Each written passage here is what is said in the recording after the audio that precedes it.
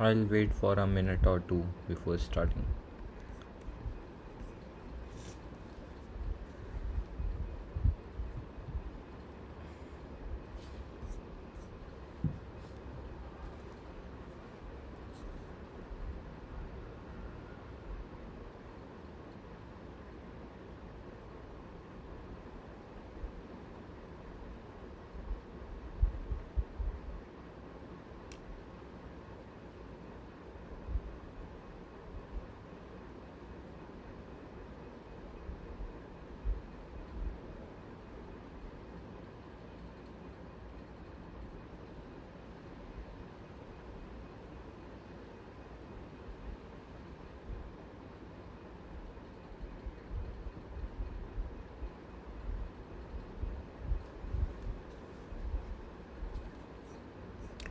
Okay, so I will start.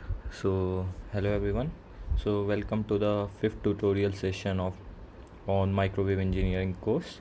So, my name is Ujjwal Singhal, and I am a PhD student in Department of Physics ISC Bangalore. So, I hope my screen is visible and I am audible too, right? So, and again, throughout the presentation, if you have any, if you have any, hello. Hello, good evening. Good evening. Yeah. So, so throughout the presentation, if you have any question, you can stop me, and I can discuss it once again. And so, let's start maybe like. Uh, so this was the recap of the week. This is the recap of the week, like what you learned in your last week lecture. So first you studied about the different. Uh, So first you studied about the different resonance circuits, which are series and parallel combination RLC circuit, and then you study about what are the quality factor of both of these circuit, like loaded and unloaded quality factor, like internal and external quality factor, and then then we discuss about the bandwidth, like which is a loss metric of these resonance circuits, and then there are some other type of resonators which are called transmission line resonator, which are different from the lumped resonance circuit like series and parallel resonance circuits. And then we also learned about the waveguide resonators, which are also called cavities, and which can be formed of by using a rectangular cavity or a circular cavity. Okay, so these were the things which we learned in the last week. And just to recap you, so these are the some of the formulas which are quite necessary for solving problems which are based on series and parallel resonators. So I will just go through it. So if you have a series circuit, then this is how the input impedance can be written. So this is input impedance for series circuit, and this is the admittance for a parallel resonator circuit. And similarly, there are some other metric which are power loss, magnetic field, resonance frequency. So for both of the circuits, whether it's series or parallel, your resonant frequency remains same, and that is 1 by root LC. And this is, remember, this is an angular frequency, so whenever the question is asking you to find the frequency, you need to divide it by 2 pi. Okay, so other important metric is the unloaded quality factor, like which is also called internal quality factor, which describe the intrinsic loss of these resonators. And so for series resonator, the internal quality factor is given by 1 by omega naught RC, and for a parallel resonator, the internal quality factor or intrinsic quality factor is written by R by omega naught L, and this is also called unloaded Q. Okay, and then you have one external Q, which comes due to putting an external load, right? So when you have some load connected to your these series or parallel resonator circuits, then the external quality factor for series resonator is given by omega naught L by RL, and for parallel circuit the external Q is given by RL by omega naught L. Okay, so these were the some of the basic things which are quite necessary in order to solve the problems which are based on the resonant circuits. Okay, so other than that, you learned about the transmission line resonator and the waveguide resonator. And because we will be solving problem which are based on transmission line resonator and waveguide resonator, so we will revisit the concept there. Okay, so these were all the quite important details which we will be using in order to solve the problem. Okay, so without wasting time, let's maybe start with first problem. Okay, so the idea is like I will show you a problem and you need to tell me what is the answer of that, and you may take your time, but I will urge you to try the question by yourself, and then I will go through the solution. Okay, so the first question is, so in the figure you can see there is one RLC circuit. Okay, and it is attached with some external load, and therefore this is RLC circuit, a series RLC circuit, and this is a load which is connected to this circuit. So what you need to do, you need to calculate three things. So first is the resonant frequency. What is the resonant frequency of this circuit?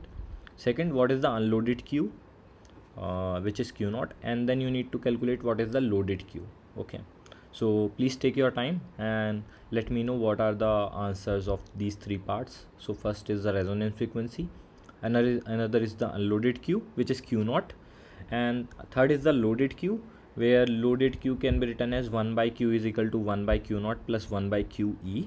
So therefore in order to solve the third part, you need to calculate Q naught and QE, and then if you do the 1 by Q naught plus 1 by QE, that will give you the loaded quality factor. Okay, so maybe I will give you some time in order to try this, and then we will go through the solution of this. So please everyone, whoever has joined this session, I will urge you to try this problem by yourself, and the formulas are given here. So first you need to see what is this series or parallel, and then you use the formulas in order to calculate all the three parts. Okay, so you can take your time and let me know what is the answer of the resonant frequency, what is the answer of the unloaded Q, and then the loaded Q.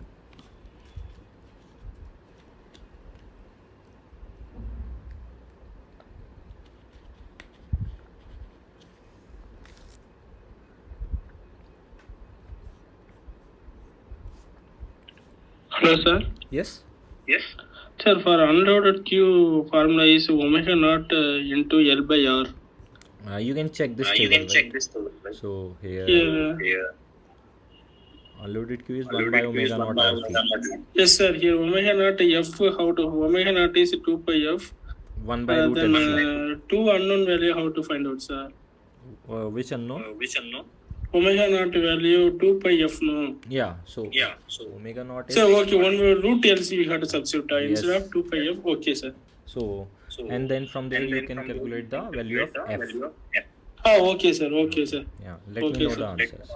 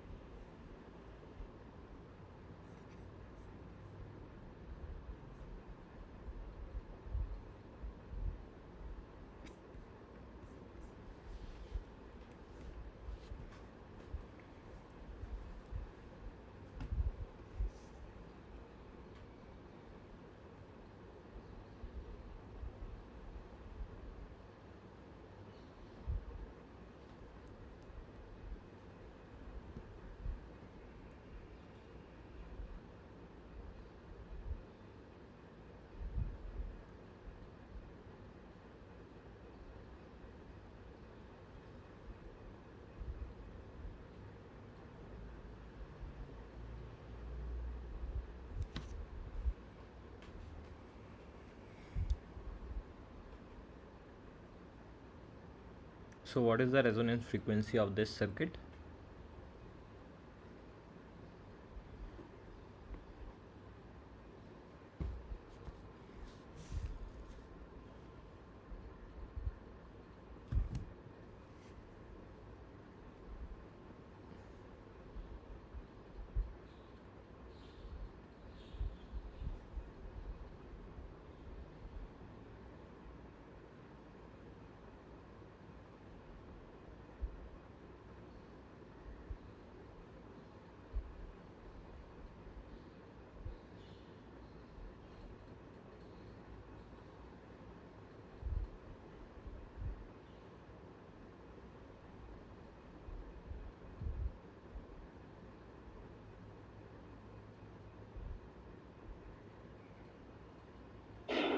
Sir, Q naught value is 159.11. Okay, maybe let's go through the solution and let's Maybe see. let's go to the solution and like So, omega naught value is 75.2 into 10 to the power 8 watts into 10 to the power 8 watts. okay, okay, let's go through the solution Okay, let's and go then through the solution you can match if and your then answers are correct or not. you Okay. can match if your answers are correct or not.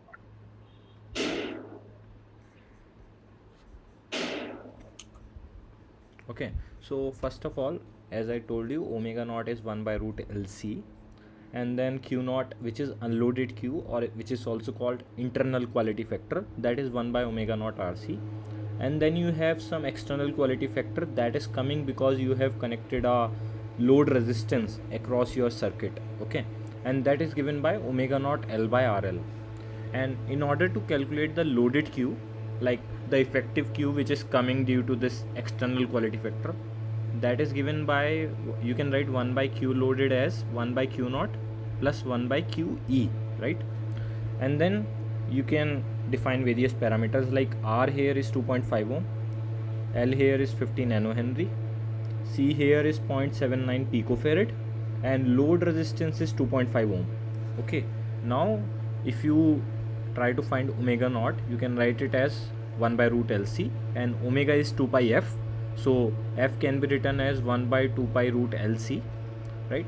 And then you can put the value of L and C, where L is 50 nanohenry and C is 0.79 picofarad, and then from there you can calculate the f, and it will come out to be 800 megahertz, or you can also say 0.8 gigahertz. Okay, so once you have the value of f, this is the answer of the first part.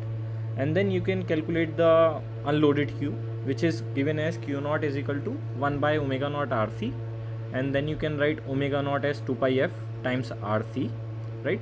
And then you can again plug all the values, like f is 0.8 gigahertz, R is 2.5 ohm, and C is 0.79 picofarad, and from there you will get Q naught will be around 100. Okay, approximate value. And then you can calculate what is the external quality factor.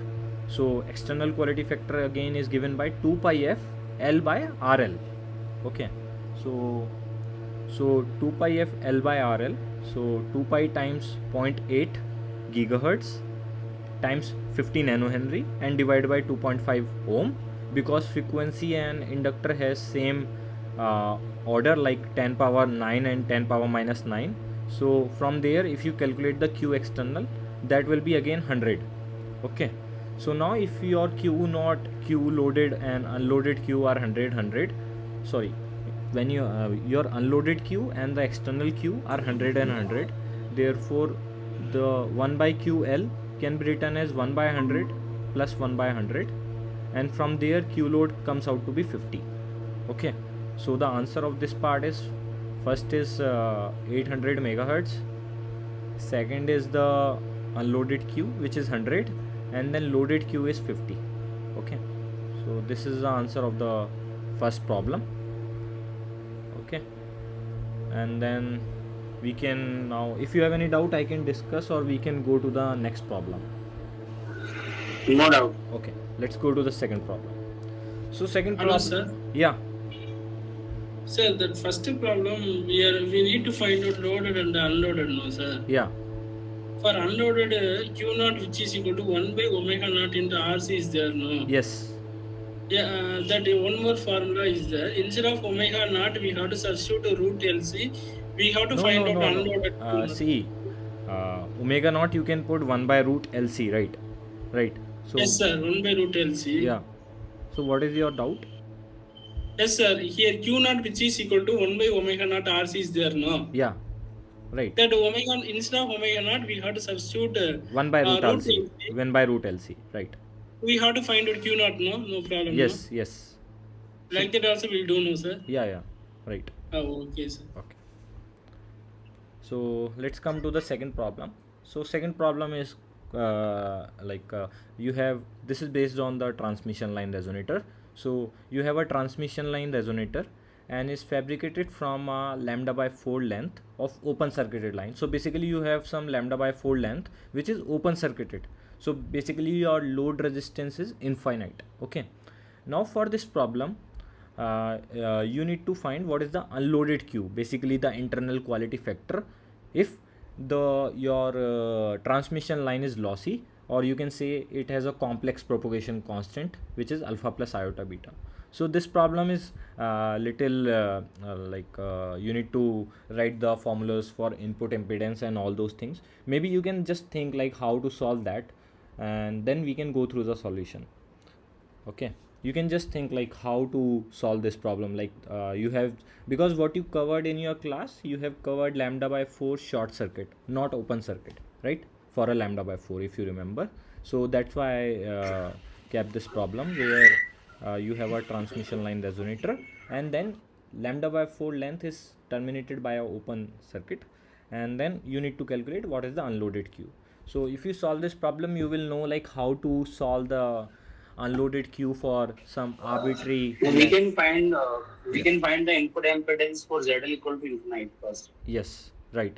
And from there, And then you can like adopt the form, like adopt the things which you learned in your lecture, and then you can solve for Q naught. Okay, so maybe I will go through the solution here. So basically, for a lossy transmission line, where you have a complex propagation, like your gamma is alpha plus iota beta, right? So now there can be two things: either your transmission line can be short circuited, or either it can be open circuited. Suppose when you have this open circuit, then the input impedance formula can be cast into this form. Okay, and this is a thing to remember actually, like and it's really useful. So this is a general formula, like you can use it for like when your alpha is 0, that means your transmission line is lossless. Then you can also use it by putting your alpha is equal to 0. And then for the short circuit, you have this formula. Again, you can cast it for any lossy or lossless transmission line. So these are the two very general formulas for the input impedance for the transmission line for the open and the short condition. Okay, so now in this problem, you can see our transmission line is open circuited, right? So when you have an open circuit and your length is lambda by 4, so this is a second slide. So L is lambda by 4 and ZL is infinite because it's an open circuit. And as we learn in the lecture, because you need to like what you write there, you write omega is equal to omega naught plus delta omega, like you want to calculate near the resonance, right? Then what you now, what thing left, basically you for we need to solve the z input impedance for open circuit, right? Therefore we need to put the value of beta L here, right? Because that is the unknown here.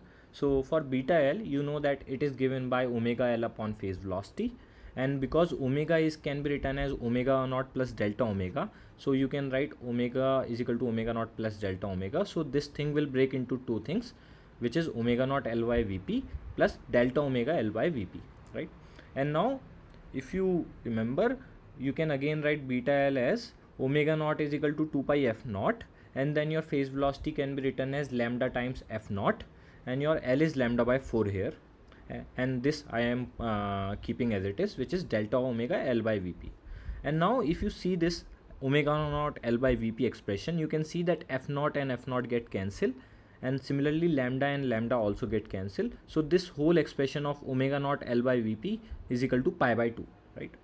And now because omega naught L by Vp is pi by 2, therefore you can substitute the value of L by Vp in terms of omega naught, because now because omega naught L by Vp is pi by 2, therefore L by Vp can be written as pi by 2 times omega naught, right?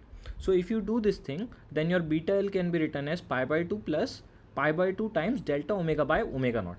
Okay, and now if you take the tan on both side, because this is beta L you have calculated, and if you see for the open condition, you need tan value of tan beta L.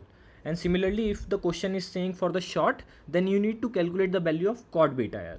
Okay, so because we are dealing with the open circuit, so we need to find the value of tan beta L, so that we can substitute here, and then we can calculate what is the input impedance. Okay, so now if you do the tan on both the side, you know that tan beta L is equal to tan of pi by 2 plus pi by 2 delta omega by omega naught.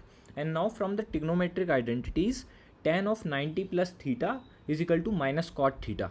Okay, so therefore if you are taking tan on both sides, then tan of 90 plus theta is minus cot theta, so that will be minus cot of pi by 2 times delta omega by omega naught, right? And now because your delta omega is very less than 1, right? And so you can use a you can use a small angle approximation, because you know that for a small angle approximation tan of alpha can be written as alpha, right? So what you can do, you can write this cot of pi by 2 delta omega by omega naught as 1 by tan alpha, right? And then you can make tan alpha is equal to alpha.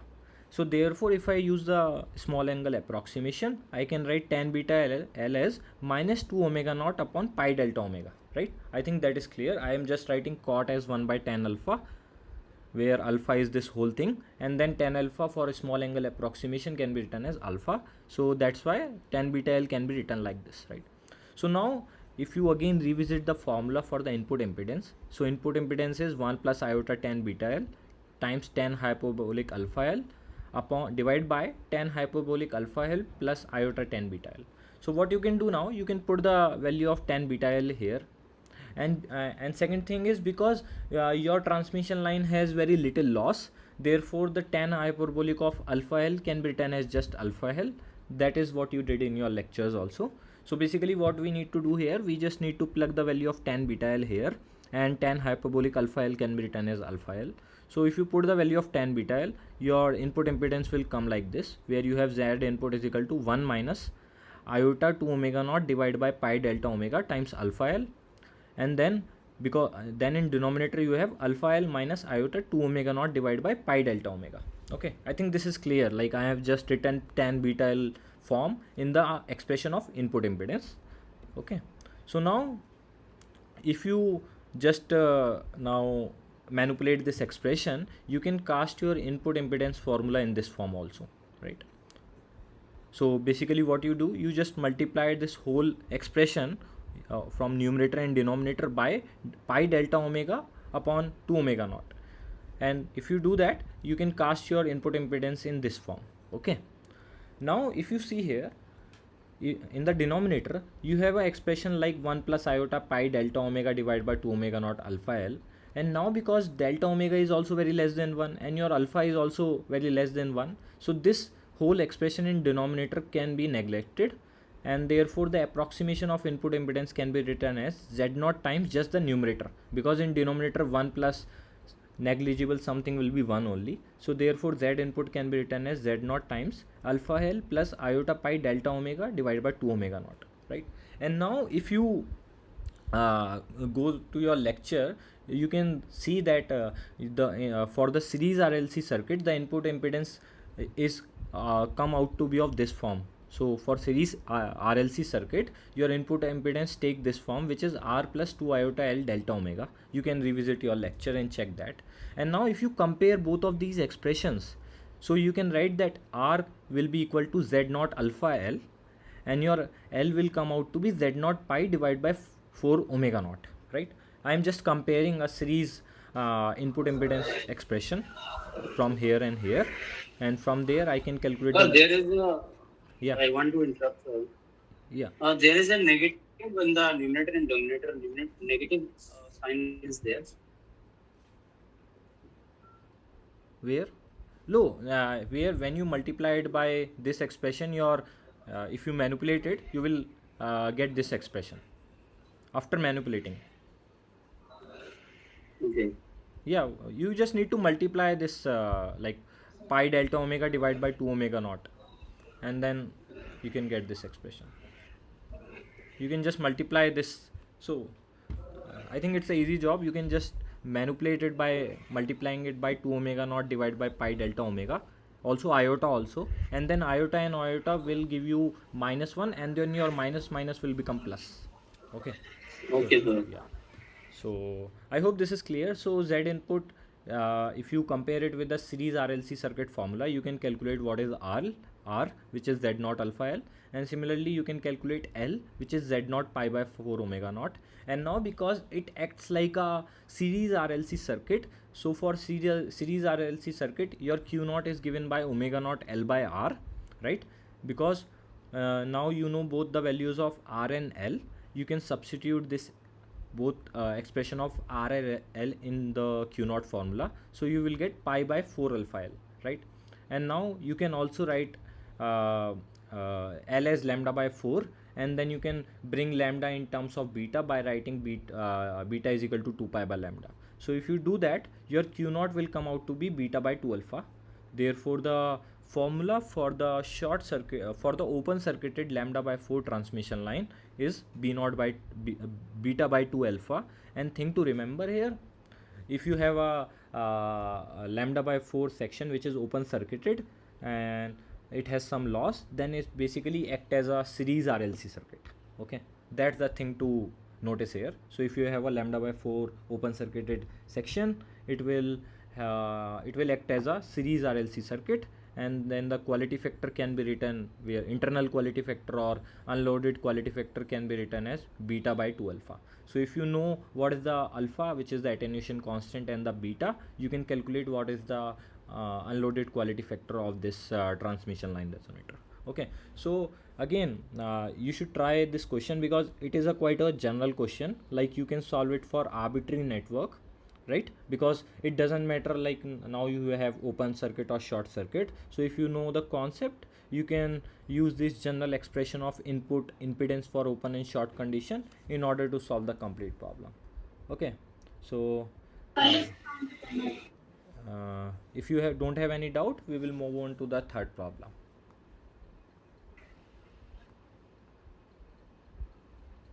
Any doubt in this problem?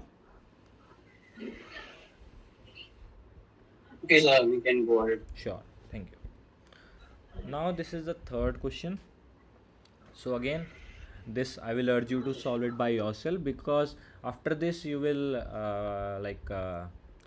again we will have some message from this problem. Like earlier we have message like if you have a lambda by 4 open circuited transmission line, it act as a series RLC circuit, right?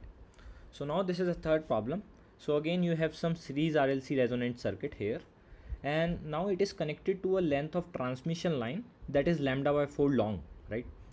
And so basically you have some lambda by 4 transmission line at some particular frequency f naught, right? And then it is connected to some RLC circuit which is in series. Now you need to show that in the vicinity of resonance, basically near the resonance, this whole circuit, when you write the input impedance again like as we did earlier, it behaves like a parallel RLC circuit. So you can think now you have a series RLC circuit, but when you are connecting it by a lambda by 4 transmission line which has some impedance Z0, then it basically act as a parallel RLC circuit. So this is good, right? Because you have actually a series RLC circuit, but you are connecting it by a transmission line of lambda by 4, and then it convert it into a parallel RLC circuit. So can you just give it some time and try it by yourself, like how this circuit basically act as a parallel RLC circuit. So please take your time, and it's a quite a easy problem. You just need to again plug some expressions. So I will wait, and you can just try it by yourself, and then we will go through the solution. So please everyone try it.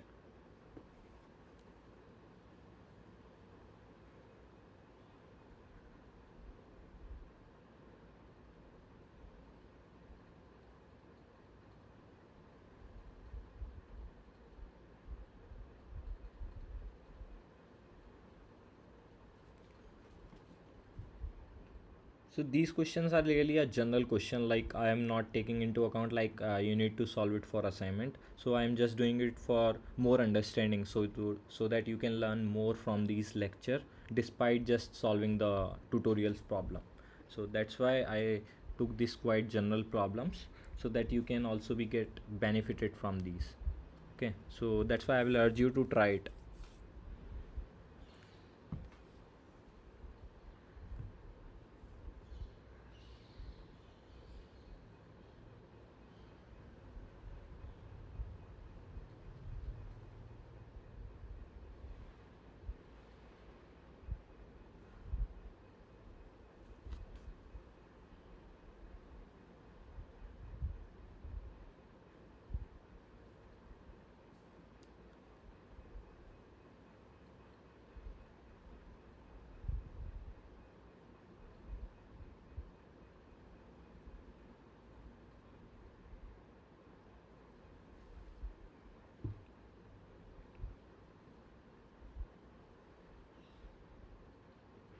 So just a hint, basically when you have a lambda by 4 section, it acts like a transformer, right?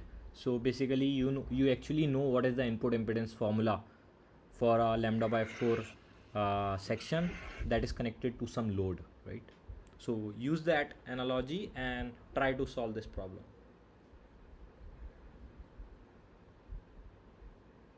So I can again give you a hint, like for a lambda by 4 section, if you have a load connected to a lambda by 4 section, then the input impedance is given by z0 square by zl, which is the load here.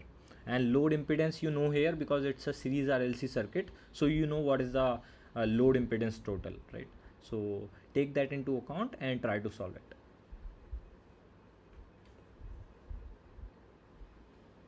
I will wait for a minute before going through the solution.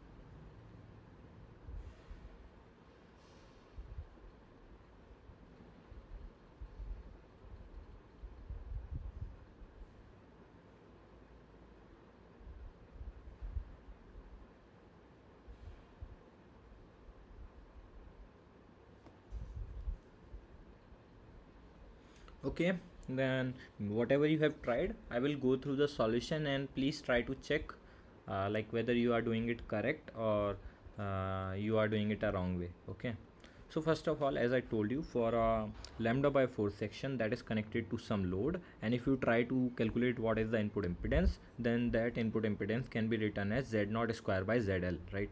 And ZL you already know, because it's a series RLC circuit, so Z is given by R plus iota omega L divided by 1 by iota omega C, that is the impedance of the series RLC circuit, right? So I can write this like this, because it 1 by iota omega C, therefore iota has been taken in the here, so that's why there is a negative sign. And now what you do, you just divide the whole expression in the denominator by z0 square, so that your input impedance can be written in this form.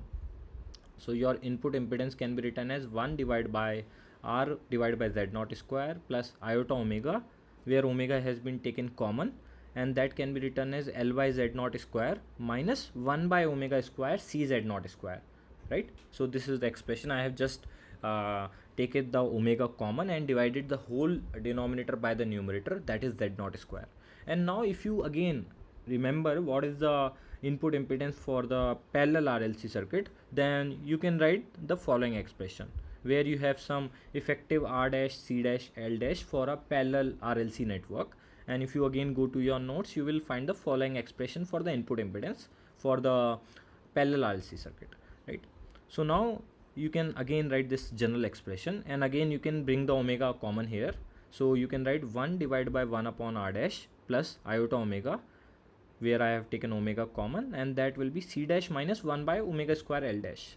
And now if you compare this expression of the parallel RLC circuit to this expression, you can see that R dash can be written as z0 by r square, z0 square by r. Similarly, your c dash can be written as L by z0 square, and your L dash can be written as c z0 square. So that's why these are the effective resistance, capacitance, and the inductance for this circuit, where it basically behaves as a parallel RLC circuit. Okay, so again, take home message. So if you have a series RLC circuit and that is connected by a lambda by 4 section, then near the resonance, input impedance basically behaves as a parallel RLC circuit, and then the effective R dash, C dash, and L dash can be calculated by these formulas. Okay, so again, this was an important question, because it gives it helps to understand that you can convert a series circuit to a parallel circuit by just connecting a transmission line of lambda by 4 section at that particular frequency, which is the resonance frequency of this RLC circuit. Okay, so if you don't have any doubt, we can go forward and try to solve some more problems. Is this clear?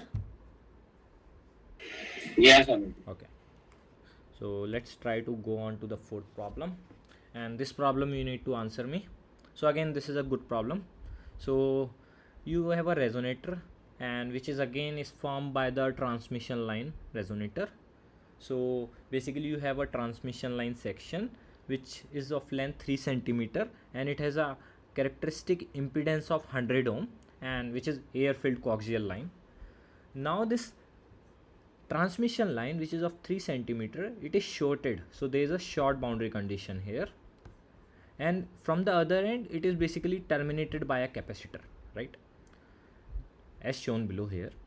Now what you need to do, you need to determine the capacitor value to achieve the lowest order resonance at 6 gigahertz. Okay, so basically the resonance frequency is given to you, and you are also given, you have some transmission line which has a impedance and length, and it's a short circuited transmission line, and then on the other side you have connected some capacitor, and now the question is saying that you know what is the frequency of this circuit, this is 6 gigahertz, and from that you need to calculate what is the capacitance. Okay, so again take your time and try to solve it. Again, it's a good problem, so take your time and let me know what is the value of this capacitor.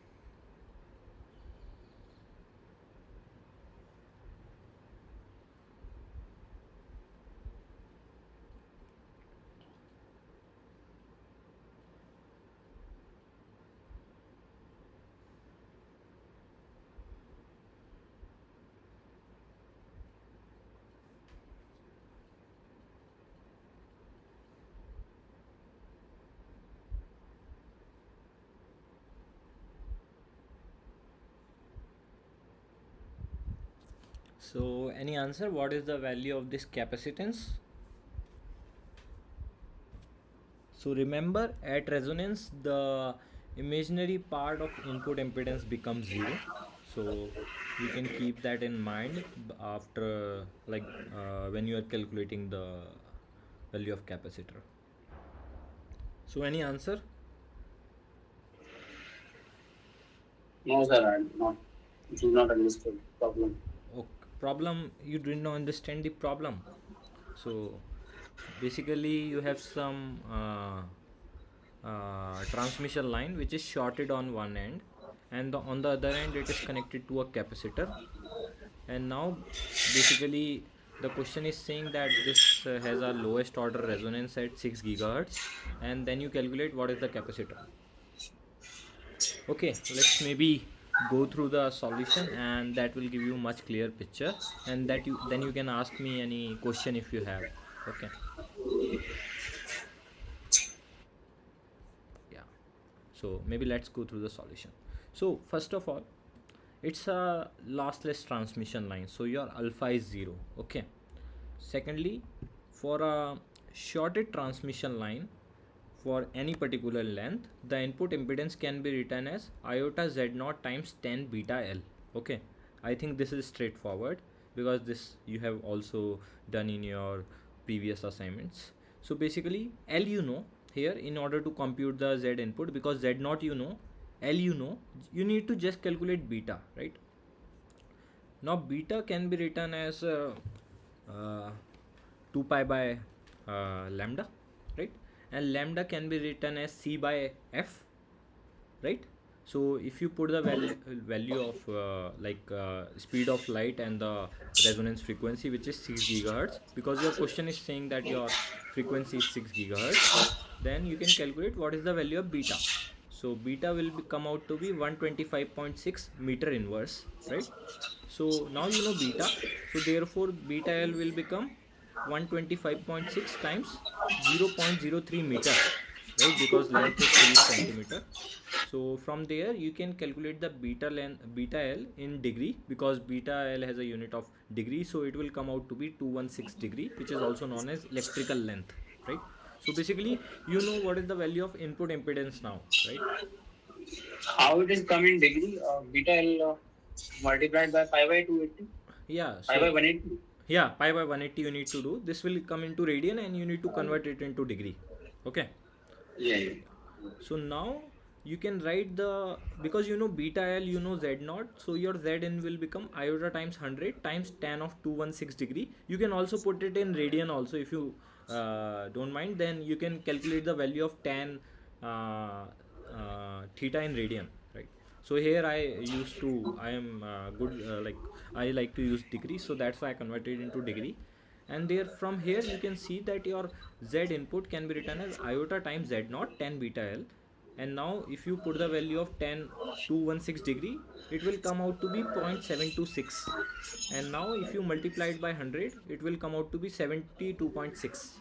And now from this thing you can see that your, if you try to now cast your input impedance, it is of the form iota omega L. That means your input impedance is like a inductive in nature, so that's because it's a positive here, and therefore you can write iota times 72.6 ohm as iota omega L, right? And now from here you know what is omega, what so you either you can do two things. You know, for a LC circuit, omega can be written as 1 by root LC, and from here you know the value of L, right? Because omega is equal to 2 pi f, and f is 6 gigahertz, so value of L you can calculate, and you can write omega as 1 by root LC. And now you know the omega, you know the value of L, you can calculate what is the capacitance. So now if you put the Okay. value of frequency 6 gigahertz and the value of L, which is 72.6, then you can calculate the value of capacitor, and if you do that, your capacitor will come out to be 0.365 picofarad. So this again was a straightforward problem. So the only thing I will urge you, whenever you see a transmission line and it has some condition like open or short, try to write the form of input impedance. So in the every problem you can see whatever we are solving, we are first writing the expression of input impedance, and then we are comparing it with the whatever expression of input impedance we have seen, like it's a parallel RLC circuit or a series RLC circuit, and from there we are solving the problem. So always keep in mind, whenever you are solving such problem which are based on the quality factors, try to write what is the input impedance by taking into account the boundary conditions, and from there the problem becomes easy. So is this problem clear? Yeah. Okay, so let's come to the second last problem. So yeah, what is alpha here? Short circuit. Yeah, so you have a this is the second last problem, and this I want you to answer because this I prepared for the assignment problems. So you have a short circuited half wavelength transmission line, and it has a resonance of frequency of around 250 megahertz. So first resonance for this short circuited half wavelength transmission line, it occurs at 250 megahertz, and the attenuation constant here is pi by 300. So just a thing here. So alpha here is pi by 300. So just a typo error. Okay, pi by 300 Napier per meter, and the phase velocity is also given to you, which is 2.5 into 10 power 8. And then you need to calculate what is the internal q or the unloaded q of this resonance at the first resonance. So please go on and try to Okay. tell me what is the answer of this. Okay, I will try Yeah, to take solve your this. time. Yeah, take your time.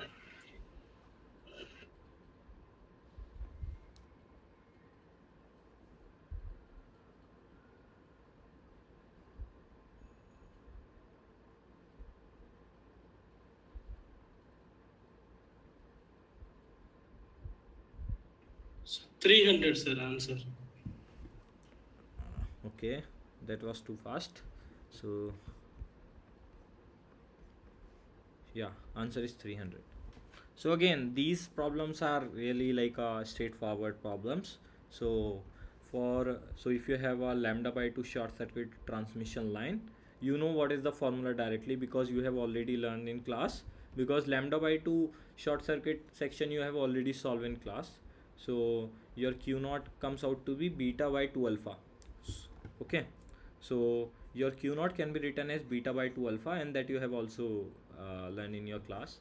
So q naught is beta by 2 alpha, and now beta can be written as uh, uh, 2 pi by lambda, and lambda can be written as uh, vp by f. Okay, so I am just writing it like whatever we have done earlier, like that. And alpha, you know, so alpha is the attenuation constant. So from there the value of q naught can be 2 pi times 250 megahertz, that is 250 into 10 power 6. And then in the denominator you have 2 times alpha, which is pi by 300, and then you multiply it by 2.5 into 10 power 8, which is the phase velocity that is given to you, right? And from there if you solve the value of q naught, that will come out to be a 300. Okay, so again these type of problem are there in the assignments.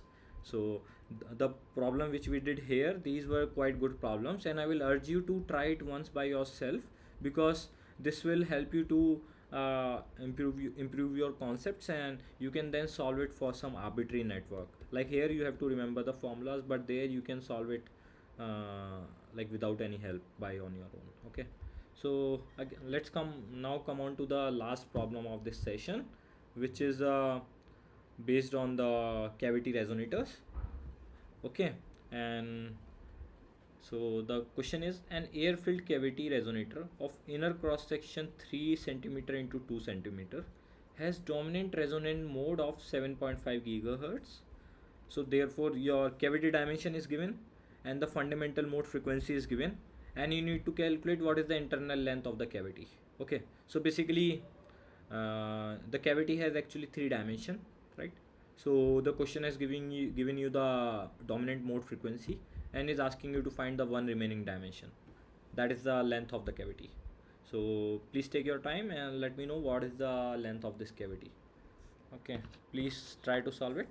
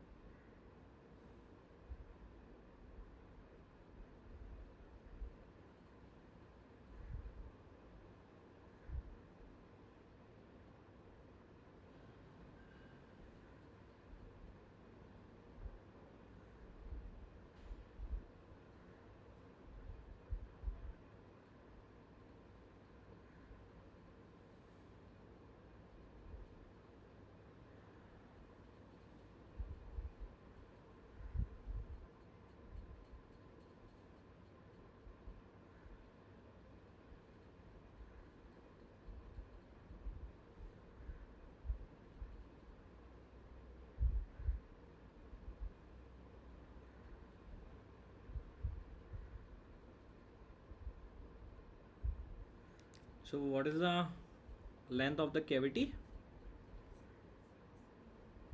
Sir, 2 minutes, sir. Yeah, take your time.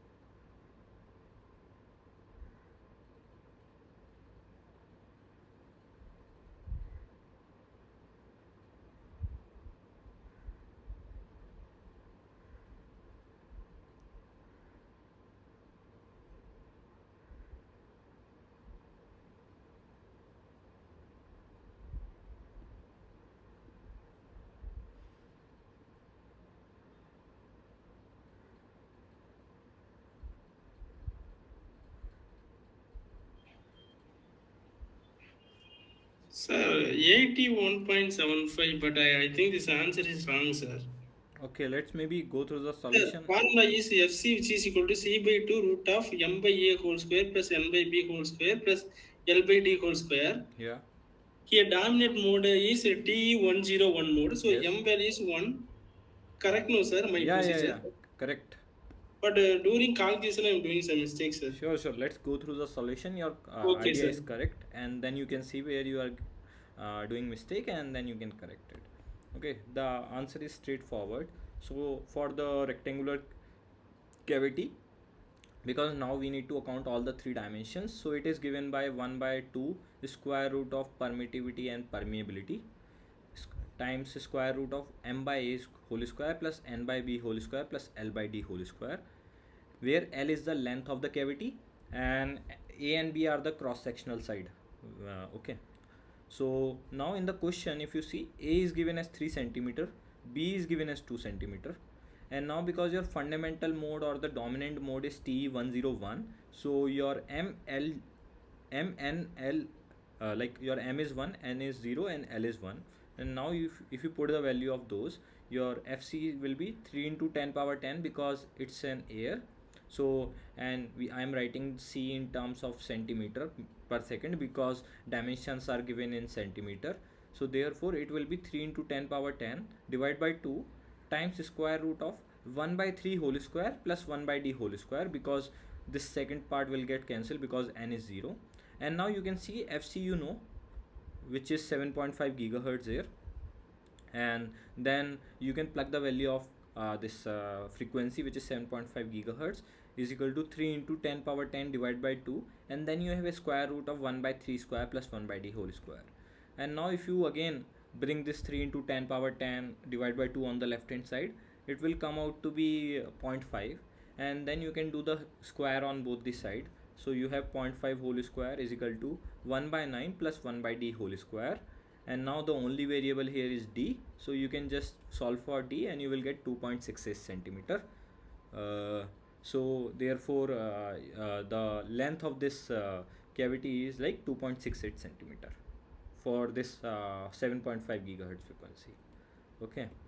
So this was the last problem for this session, and I actually tried to cover some of the basic concepts and some of the problems which are related to assignment. Although you with this much knowledge you can solve the whole assignment easily. Okay, so let me know if you have any doubt. If not, then we will conclude this class and we will meet again next week. Yeah, I have one question I want to ask. Maybe it is not from this tutorial or this class. Yeah, We have an exam of this course micro engineering on 29th October, I thought. 29th So October. can we find, yeah, Ah, okay. So can we find the previous year's papers of this Actually, certificate course? I am just the TA of this course, so I don't know actually who did last year. So like Okay. I don't know who enrolled. So because there are too many students, like if you go to the course, there are like 1100 people which are enrolling for the course. So I don't know directly. I don't know them directly, and Because we don't find in the websites, no, no, NPTEL I don't website. have any access. My work is to just do a tutorial for these courses. So, I don't even have access to assignments or like those things. Okay, Yeah. no. So I can't answer like actual paper. I don't know like the last year paper. So you need to ask Yeah, no some problem. person maybe who has done that course in the last year. Okay. Okay. Thank you. Any other question? Hello, sir. Yeah. Sir, you are referring David M. Poser, that book, sir, for Yeah, microwave yeah. So engineering. all these questions, right? So Okay, whatever sir. I have prepared here. So there are also many other Sir, good you questions. have PDF file, sir. That book PDF Yeah, yeah, file yeah. means is. You can just write David Pozar microwave engineering PDF on Google, and you will get the first link. If you open it, you will get a PDF. If you Okay, sir. Thank you, Yeah, sir. if you're not able to find me, you have my email. You can just drop me. I will send you the PDF. I can again Okay, sir. I can again type in the chat box. So if you're not able to find the PDF, just let me know. So Thank you. the question which I took are from that only. So these problems, second, first, second, third, and fourth problem are from that. Okay, so you can find them in the sixth chapter. So sixth chapter is based on the microwave resonators. So there is a all lot of stuff. So you need to selectively choose which question to solve. Okay. So but there you can solve get many such type of problem. Okay. So any other question? Thank you. Okay. Okay then. Thank you for your attention. I will see you again Mhm. next week. Okay. Bye.